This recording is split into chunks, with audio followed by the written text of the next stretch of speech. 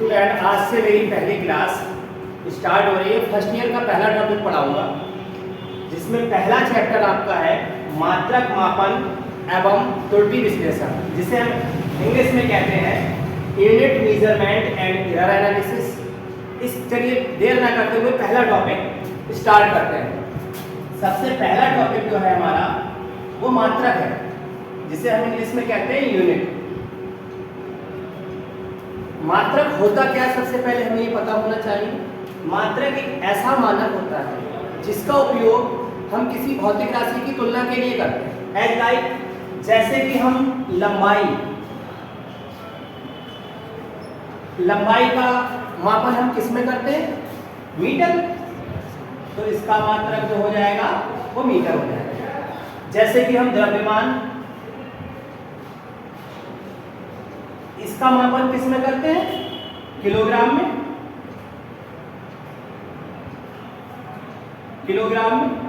तो इसका मात्रक क्या हो जाएगा? किलोग्राम।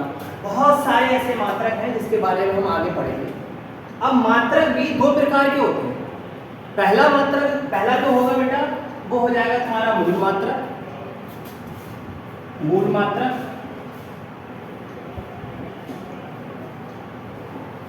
जिसे हम फंडामेंटल यूनिट कहते हैं।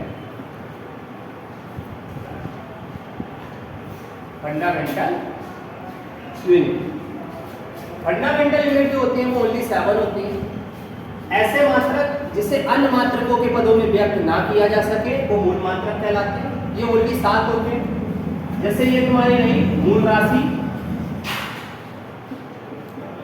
7 मूल राशि होते हैं और 7 ही मूल मात्रक होते हैं।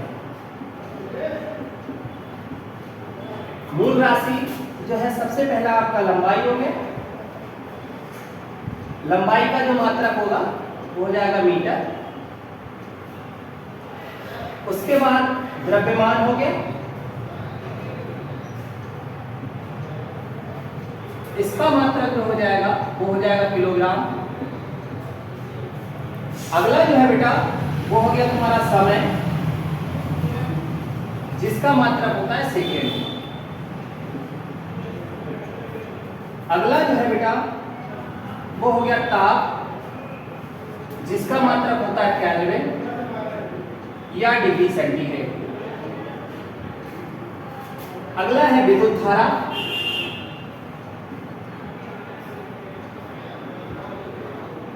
जिसका मात्रक होता है एम्पियर।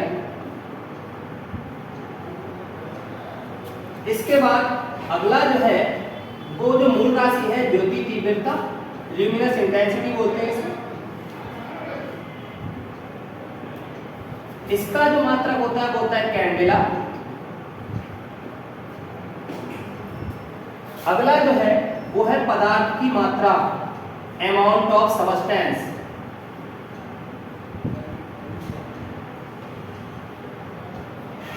जिसका मात्रक होता है मोल। डेफिनेशन मैंने आपको बताई थी। वे मात्रक जिन्हें अन्य मात्रकों के पदों में व्यक्त नहीं किया जा सकता है मूल मात्रक कहलाते हैं। या हम ये भी कह सकते हैं वे राशियां जिन्हें अन्य राशियों के पदों में व्यक्त नहीं किया जा सकता है मूल राशियां कहलाती हैं, और उनके मात्रक मूल मात्रक कहलाते हैं। जैसा कि मैंने आपको बताया, ये लंबाई है, ये है द्रव्यमान। मैंने बताया ऐसी राशियां जिसे अन्य राशि के पदों में व्यक्त नहीं किया जा सकता। लंबाई को कभी भी द्रव्यमान के पदों में व्यक्त नहीं कर सकते, द्रव्यमान को कभी भी समय के पदों में व्यक्त नहीं कर सकते, तो इन्हें एक दूसरे के पदों में व्यक्त नहीं किया जा सकता। इसके बाद जो है वो दूसरी राशि hamaरी आती है, वो है व्युत्पन्न राशि या व्युत्पन्न मात्रक। ये क्या होते हैं, चलिए इनके बारे में जानते हैं हम।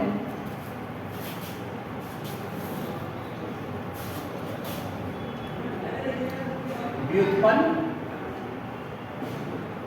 मात्रक, जिन्हें हम बोलते हैं डिराइव्ड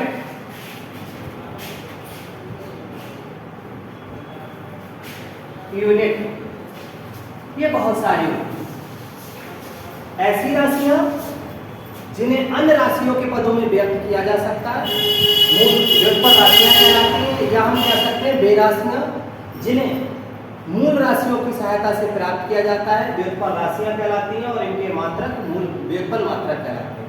या हम यूं डेफिनेशन भी कह सकते हैं, बेमात्रक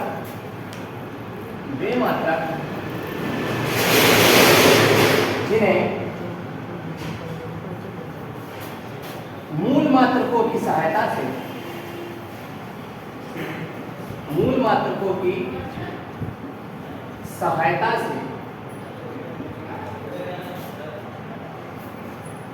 प्राप्त किया जा सकता है या किया जाता है,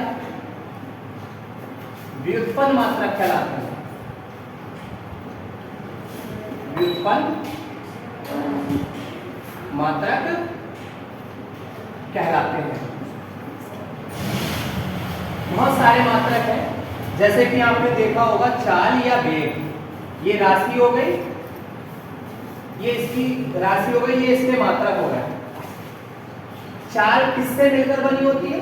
चाल बराबर होती है दूरी बटे समय। अब दूरी का मात्रक हम पहले पढ़ चुके हैं मीटर, और समय का मात्रक सेकंड। देखिएगा ये मीटर भी मूल मात्रक है और सेकंड भी मूल मात्रक है। तो ये चाल का मात्रक है वो मूल मात्रकों की सहायता से मिलकर बना, तो इस मात्रक को कहेंगे व्युत्पन्न मात्रक। देखिएगा जैसे कि हमारा हो जाएगा त्वरण, एक्सीलरेशन। त्वरण बराबर होता है वेग बटे समय। वेग या चाल का मात्रक सेम रहता है, तो वेग का मात्रक हो गया मीटर प्रति सेकंड और समय का मात्रक सेकंड, तो ये हो जाएगा मीटर प्रति सेकंड स्क्वायर। बहुत सारे हैं, जैसे कि बल है, बल को हम लेते हैं द्रव्यमान इंटू समय इंटू त्वरण, ये हो जाएगा दो मात्रक हो जाएंगे। एसआई मात्रक जो इसका होता है वो न्यूटन होता है, और एमकेएस सिस्टम में जो इसका मात्रक हो जाएगा, द्रव्यमान का मात्रक तुम्हारा किलोग्राम होता है, और त्वरण का मात्रक हम पढ़ चुके हैं मीटर पर सेकंड स्क्वायर, तो किलोग्राम मीटर पर सेकंड स्क्वायर है। बहुत सारे ऐसे मात्रक हैं जिनके बारे में हम आगे पढ़ेंगे।